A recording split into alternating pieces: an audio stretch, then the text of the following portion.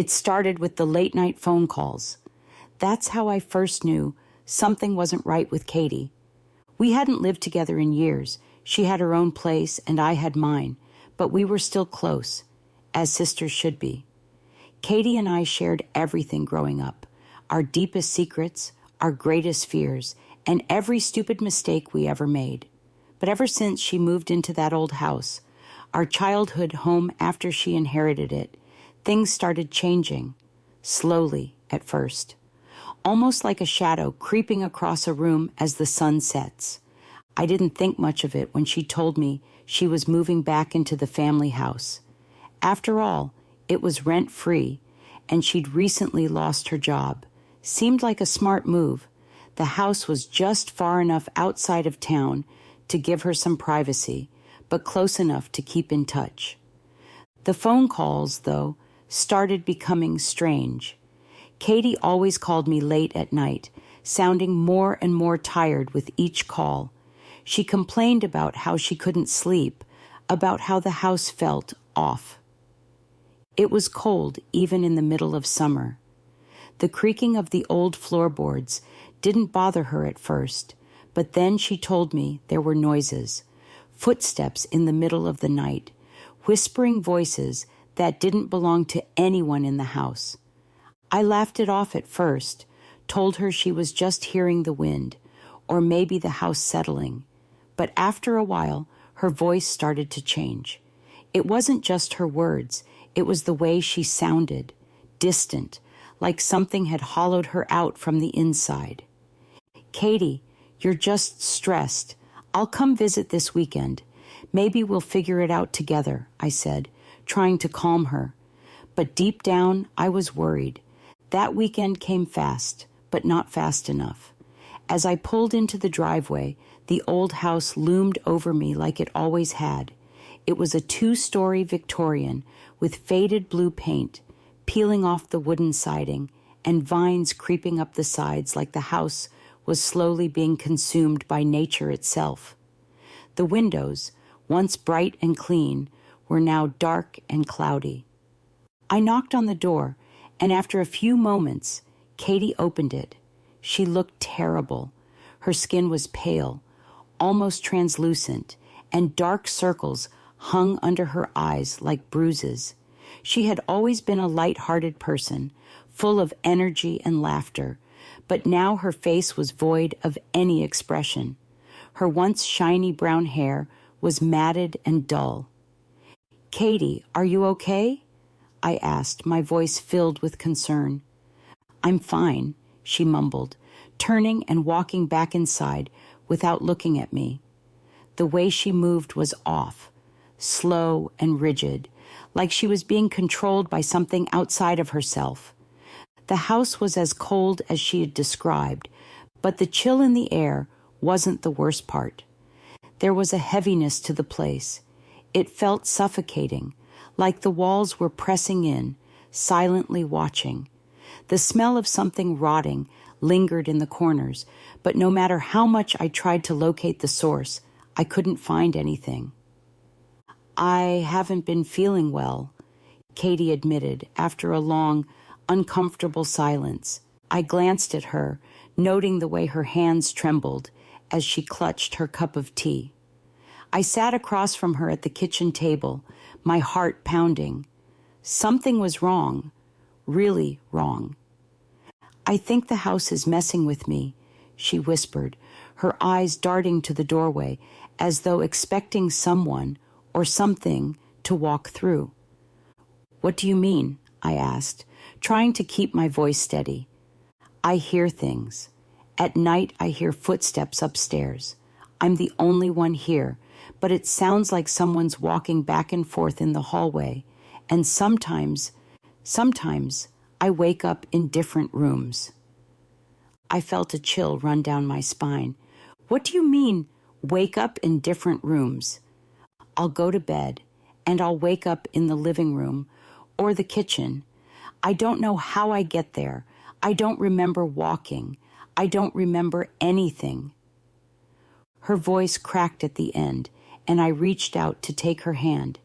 "Katie, you should have told me sooner. This isn't normal. We should leave the house just for a few days. She shook her head violently. No, I can't leave. It won't let me. I froze. What won't let you? She didn't answer, just stared at the floor, her eyes wide and unfocused. That night, I stayed with Katie. I couldn't leave her, not when she was like this. We watched some old movies, trying to lighten the mood, but the tension never lifted. Even the house seemed to grow darker as the hours passed, the walls pressing closer, the shadows lengthening. Katie went to bed early. She looked exhausted, like she hadn't slept in days. I stayed downstairs, trying to distract myself with a book, but I couldn't focus. Something about the house felt wrong, like it was alive and watching me. Around midnight, I heard it, the footsteps. Slow, deliberate, moving across the floor upstairs. My heart pounded in my chest as I listened, frozen in place.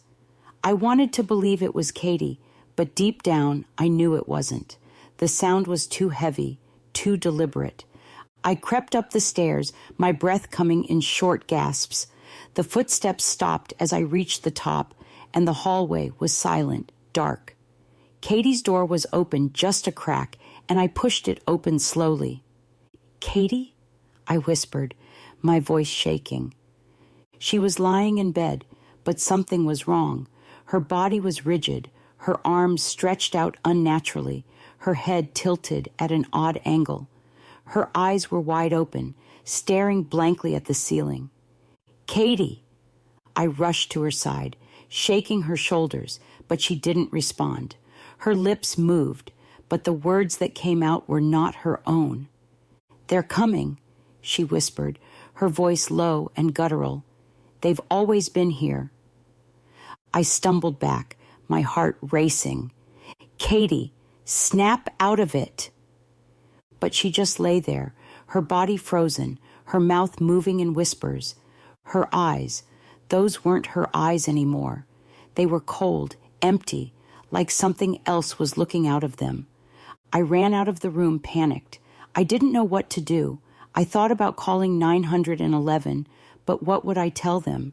That my sister was possessed? They'd think I was crazy, but I wasn't imagining it. I knew in that moment that something had taken hold of Katie. The next morning, Katie seemed normal. She didn't remember what had happened the night before, and I didn't bring it up. I wanted to believe that it was just a bad dream, that maybe I had imagined the whole thing. But I knew better.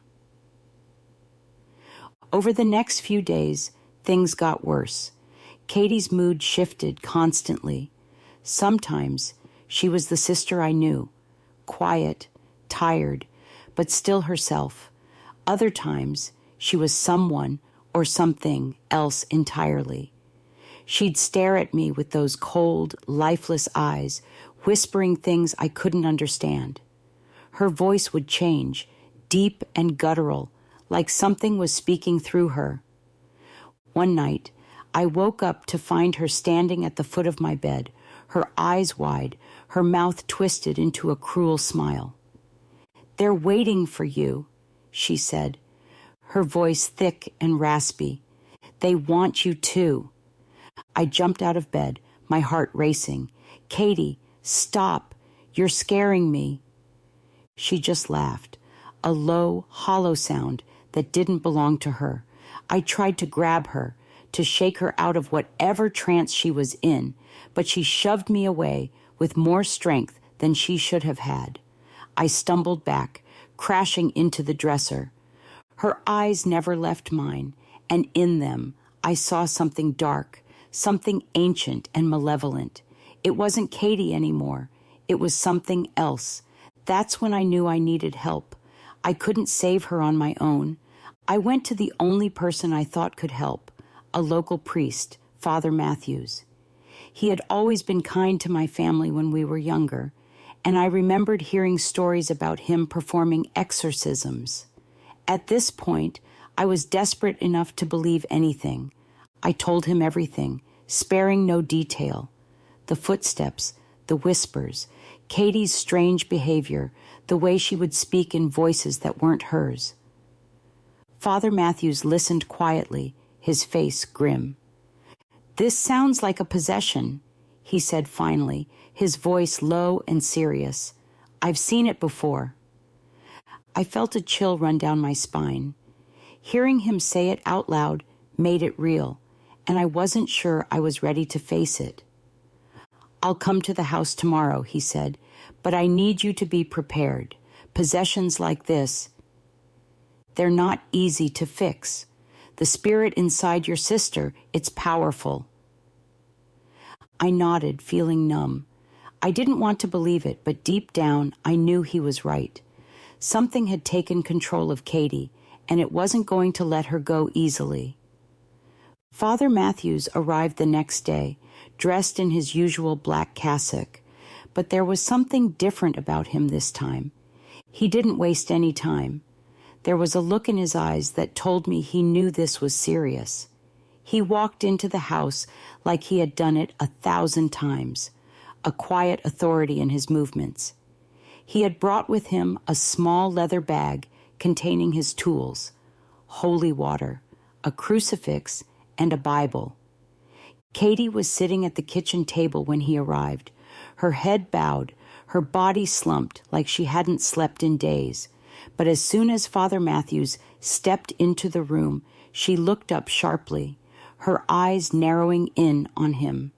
"You," she hissed, her voice low and venomous. "You don't belong here." Father Matthews didn't flinch. He approached Katie slowly, his hand gripping the crucifix in his pocket. "I'm here to help you, Katie," he said softly, his voice calm but firm. "You've been taken by something evil, but we can drive it out." Katie's face twisted into a sneer. "She doesn't need your help," she spat. "She's ours." I stood frozen by the door, my heart pounding in my chest. Katie's voice, it wasn't her voice anymore. It was something deeper, darker. It was the voice of whatever had taken hold of her. Father Matthews opened his Bible, his lips moving silently as he read from it. He sprinkled holy water onto the floor, drawing a line between himself and Katie. The reaction was immediate. Katie shrieked, her body convulsing violently as she lurched from her chair. Her eyes, those cold, dead eyes, locked onto Father Matthews, and she charged at him with a force that didn't seem possible. But the moment she crossed the line of holy water, she stopped, as if an invisible barrier had slammed into her. She let out a guttural scream, her body shaking with fury. "You can't save her," she cried, her voice cracking. "She's ours." Father Matthews remained steady, his eyes never leaving Katie as he continued his prayers. I watched in horror as Katie's body twisted and contorted, her face morphing into a mask of rage and pain. She slammed her fists against the floor, her skin pale and stretched tight over her bones. I wanted to run to her, to pull her away from whatever was tormenting her, but I couldn't move. I was paralyzed with fear, unable to do anything but watch as my sister was torn apart from the inside. Father Matthews continued the exorcism, his voice growing louder as he called out the demon inside of her. "In the name of Jesus Christ, I command you to leave this woman," he shouted, holding the crucifix high.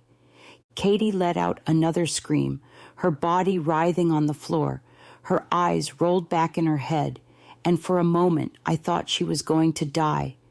But then something changed. Her body went still, and for the first time in days, I saw a flicker of recognition in her eyes. "Katie," I whispered, my voice trembling. She turned her head slowly, her eyes locking onto mine. For a brief moment, I saw my sister, the real Katie, staring back at me, but then the darkness returned. Katie's face twisted into a grotesque grin, and she laughed, a deep, sinister laugh that echoed through the house. "You'll never get rid of me," she growled. "I'm not leaving. Not ever." Father Matthews didn't waver. He continued his prayers, his voice steady and unwavering. The air in the room grew heavy, thick, with a presence I couldn't see, but could feel pressing down on me. Suddenly, Katie's body convulsed violently, and she let out one final ear-piercing scream. Her body went limp, collapsing onto the floor in a heap. For a long moment there was silence. The only sound was the heavy breathing of Father Matthews and me. I rushed to Katie's side, my hands shaking as I checked for a pulse. She was alive, but barely. Katie spent the next few days in the hospital. The doctors said she was suffering from extreme exhaustion and dehydration, but they couldn't explain the strange bruises that covered her body or the deep scratches on her arms.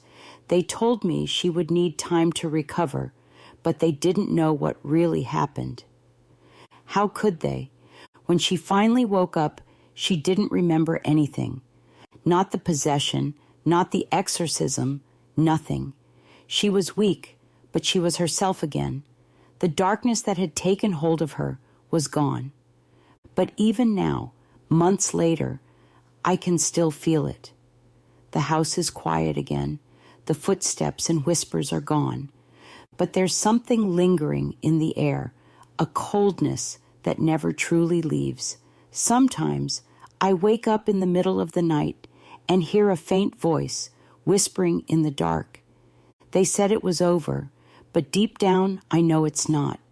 Whatever took my sister, it's still out there, and it's waiting.